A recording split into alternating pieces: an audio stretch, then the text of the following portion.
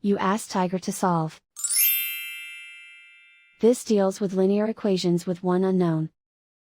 The final result is x equals -2. Let's solve it step by step. Simplify the expression. Expand the parentheses. Simplify the arithmetic. Expand the parentheses.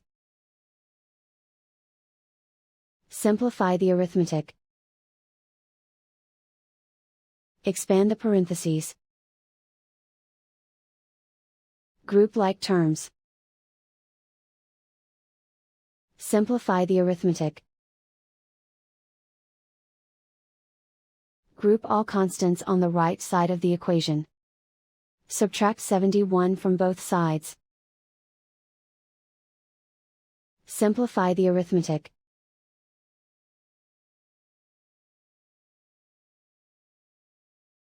Isolate the x. Multiply both sides by -1. Remove the ones. Simplify the arithmetic. And so the final result is x equals -2.